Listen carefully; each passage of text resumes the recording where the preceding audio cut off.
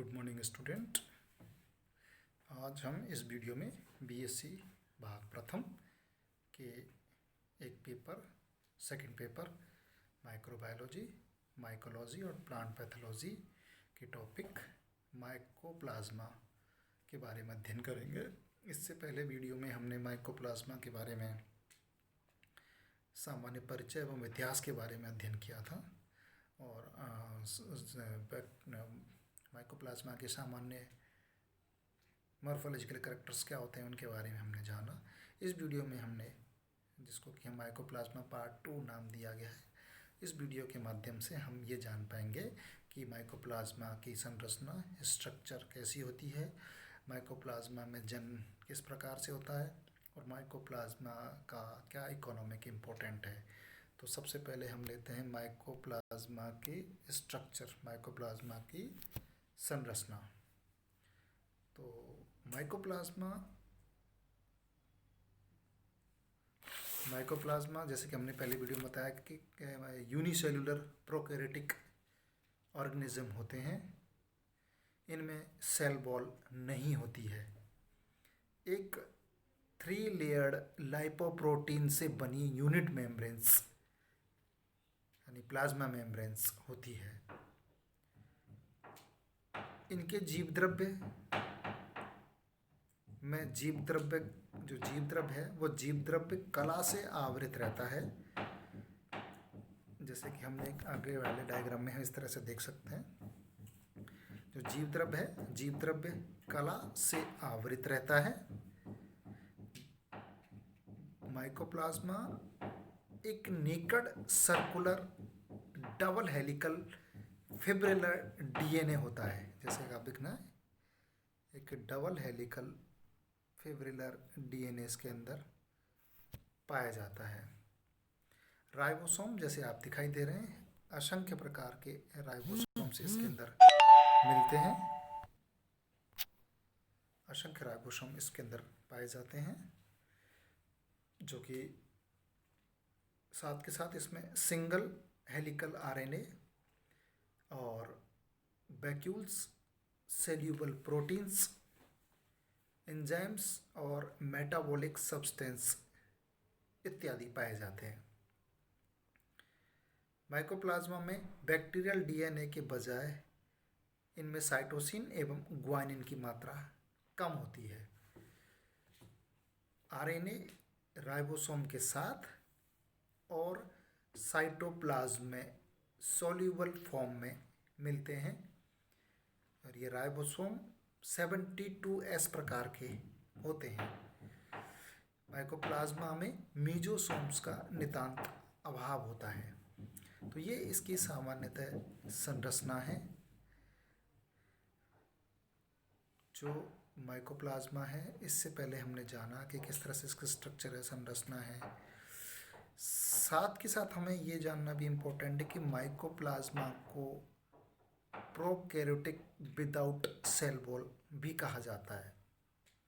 साथ के साथ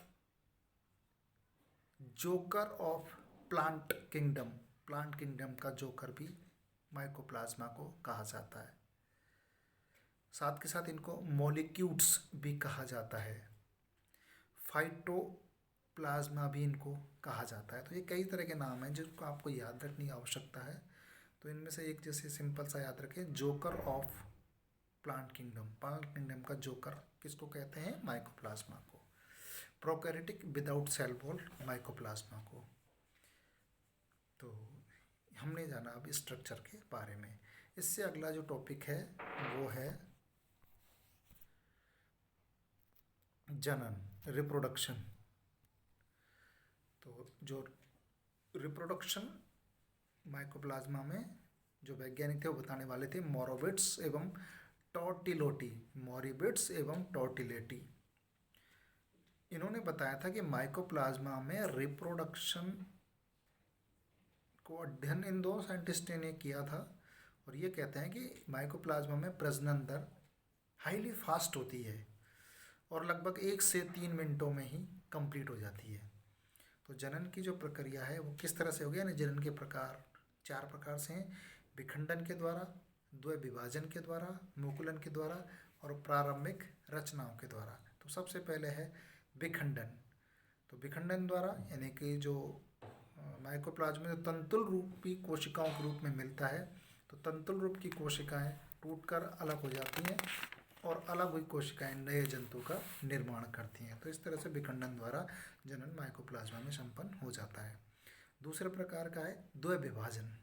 द्वय विभाजन में क्या होगा, एक मात्र कोशिका विभाजित हो जाती है और दो समान कोशिकाएं बनाती है, और दोनों समान जो कोशिकाएं समान हो सकती हैं अथवा असमान हो सकती हैं। तो ये दोनों ऐसा समान अथवा असमान कोशिकाएं नई कोशिकाओं में परिवर्तित हो जाती हैं। तीसरे प्रकार का जो विभाजन है मुकुलन द्वारा है, बाई बोर्डिंग द्वारा, यानी कोशिकाओं से अनेक कोशिकाएं एक लॉन्ग चेन्स के रूप में उत्पन्न होती हैं, और जो लॉन्ग चेन्स में जो कोशिका उत्पन्न हुई है उनसे प्रत्येक कोशिका वृद्धि कर करके एक नया माइकोप्लाज्मा का निर्माण करती है। और चौथा और अंतिम प्रकार का जो रिप्रोडक्शन है वह है प्रारंभिक रचनाओं के द्वारा, यानी एलिमेंट्री बॉडीज के द्वारा। तो इसमें क्या होता है कि जो मुख्य कोशिकाएं होती हैं फूलकर बड़ी हो जाती हैं। तो कोशिका फूलकर बड़ी हो गई, साथ के साथ इसका जीव द्रव्य भी फूल जाता है, बड़ा हो जाता है, और अनेक छोटी छोटी सब यूनिट्स में विभाजित हो जाता है, और इन सब यूनिट्स को एलिमेंट्री बॉडी अथवा मिनिमल रिप्रोडक्टिव यूनिट्स कहा जाता है। तो ये जो मिनिमल रिप्रोडक्टिव यूनिट है ये प्लाज्मा मेम्ब्रेन के फटने से अलग हो जाती हैं। ये मिनिमल रिप्रोडक्टिव यूनिट्स जो हैं लगभग 330 से 450 नैनोमीटर आकार की होती हैं, और बैक्टीरियल फिल्टर से भी फिल्ट्रेट इनको किया जा सकता है।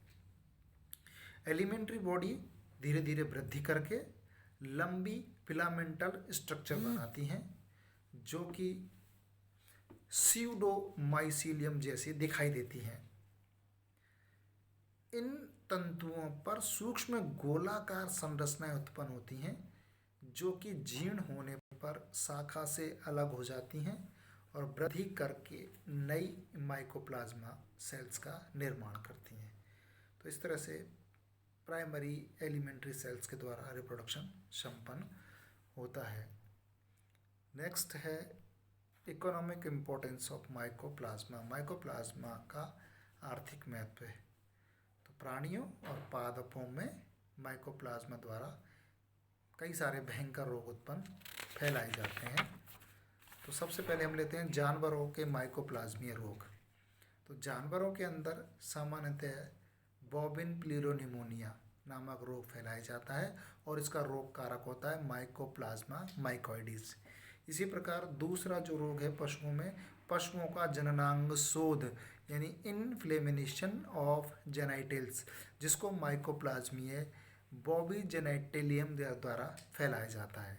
इसी प्रकार एक तीसरा जो रोग है जो कि पशु में होता है वो भेड़ बकरी का एगलैक्टिया ऑफ शीप और गोट, जिसको फैलाया जाता है माइकोप्लाज्मा एगलैक्टी के द्वारा। तो ये हुए जानवरों के माइकोप्लाज्मीय रोग। दूसरे हैं मनुष्यों के प्लाज्मोरोगी रोग, यानी मनुष्यों में प्लाज्मा के द्वारा होने वाले रोग।